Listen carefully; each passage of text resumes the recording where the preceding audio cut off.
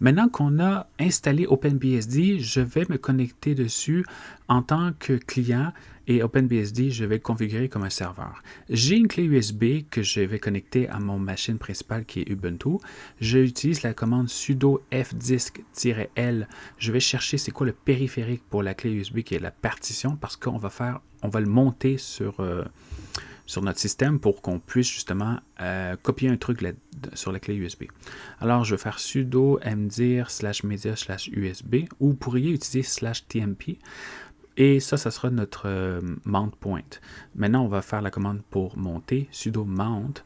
Là, j'ai fait une erreur parce que j'ai commencé par le mount point, mais il faut commencer par le device, ou le périphérique de l'appareil.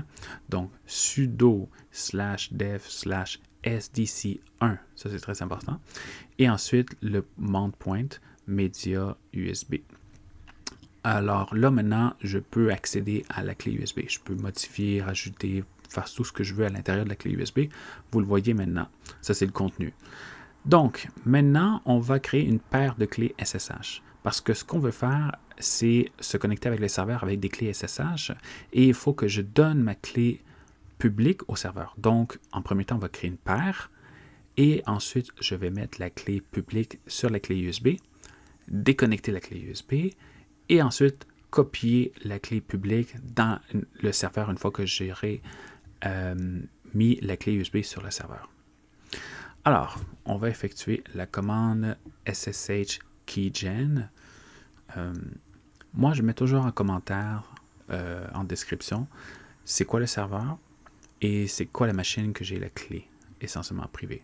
Juste une petite abréviation pour me donner une idée parce que j'ai beaucoup de clés. Et puis, parfois, j'ai des clés pour les mêmes serveurs, mais sur différentes machines. Le chemin d'accès, ne vous trompez pas, n'utilisez pas ce qui est par défaut. Très important. Et essayez de le nommer d'une façon à ce que vous puissiez comprendre c'est quoi l'algorithme que ça utilise et puis c'est pour quel serveur. Entrer une paraphrase, ça va encrypter la clé privée. Je recommande fortement. Comme ça, même si quelqu'un arrive à aller sur votre PC, il faut qu'il décrypte la clé avant de se connecter au serveur. Maintenant que la paire de clés est faite, c'est-à-dire la clé privée et publique, on va copier la clé publique vers la clé USB qu'on a montée dans /media USB. Mais évidemment, comme /media, ça se trouve dans le système et pas dans le répertoire maison, il va falloir utiliser sudo. Et assurez-vous de nommer de la même façon le fichier que vous copiez. Donc là, je vais rajouter sudo pour élever les privilèges.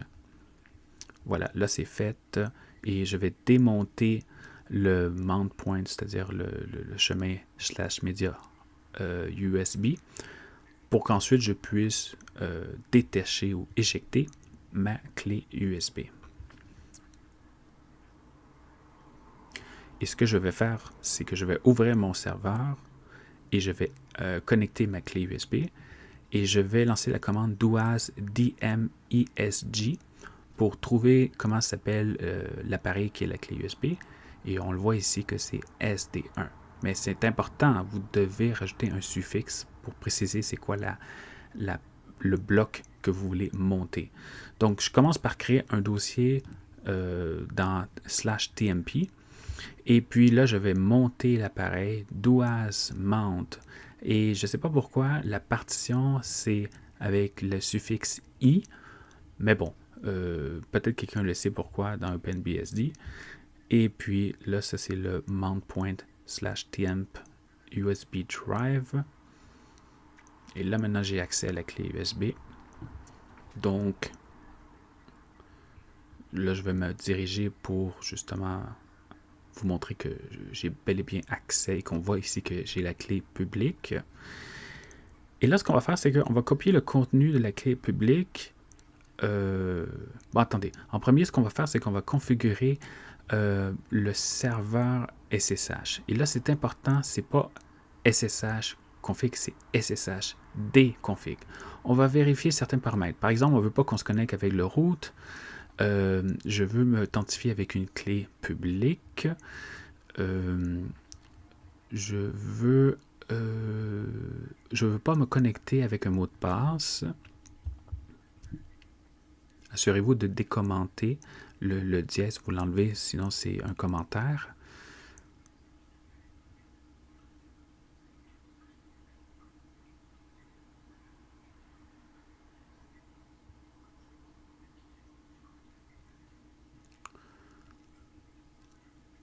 Ensuite, ça c'est le fichier qu'on va créer pour mettre notre clé publique.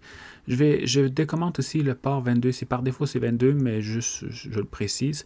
Et aussi pour le clavier, qu'on puisse utiliser le clavier pour interagir avec l'authentification. C'est commenté, mais décommentez-le parce qu'on va utiliser justement le clavier par la suite pour s'authentifier. Bon, enfin bref. Et je crois que tout ce qui manque après, c'est de dire, pour moi personnellement, là, c'est de s'assurer qu'il n'y ait pas de mot de passe qui soit vide. OK, il faut absolument, s'il y a des mots de passe, on n'utilise pas, mais s'il y a des mots de passe, il ne faut pas que ce soit des mots de passe vides. Voilà. Donc là, ça c'est configuré.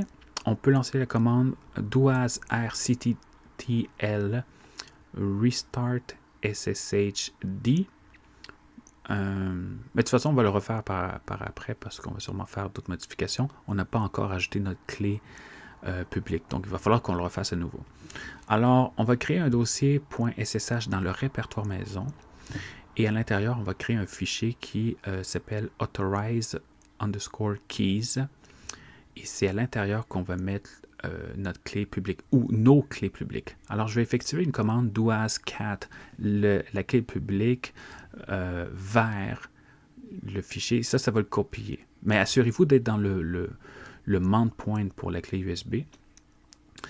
Maintenant que c'est fait, on va changer certaines permissions pour le dossier .ssh et aussi le fichier authorize_keys parce qu'on ne veut pas laisser d'autres utilisateurs qui ont accès au PC à voir le contenu parce que c'est quand même assez sensible comme fichier puis dossier. Maintenant que c'est fait,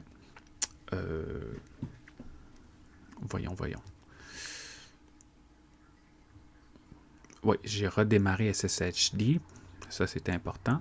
Ifconfig, parce que là, vous ne voyez pas, mais c'est important. Regardez, il y a une interface qui utilise le Ethernet. Ça, c'est pour un câble Ethernet que vous allez connecter avec un routeur. Vous devriez voir une adresse IP. Moi, comme je ne l'ai pas connecté maintenant, vous ne le voyez pas, l'adresse IP, mais vous allez voir une adresse IP. De retour dans le client, je vais créer mon fichier de configuration pour le client SSH. Et puis, vous voyez que ça se nomme même pas de la même façon que sur OpenBSD. Donc, c'est important de regarder sur votre système, c'est comment on l'appelle. Et ici, je vais créer justement un note parce que je ne veux pas à chaque fois rentrer l'adresse IP. Donc, je veux l'appeler OBSD, comme j'avais appelé mon serveur. Là, je vais mettre ici l'adresse IP ou le domaine, OK? Et je vais aussi préciser quel utilisateur et quel port je vais utiliser.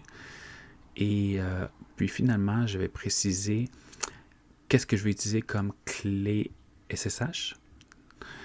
Et puis voilà, donc comme ça, j'ai pas besoin de le préciser après, c'est spécifié ici.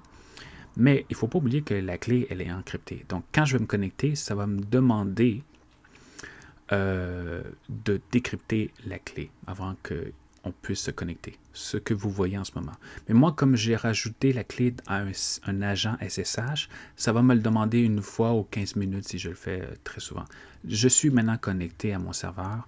Pour vous le prouver, je vais faire NeoFetch. Et la première fois qu'on lance NeoFetch, je ne sais pas pourquoi avec OpenBSD, c'est lent un peu à afficher la mémoire, etc.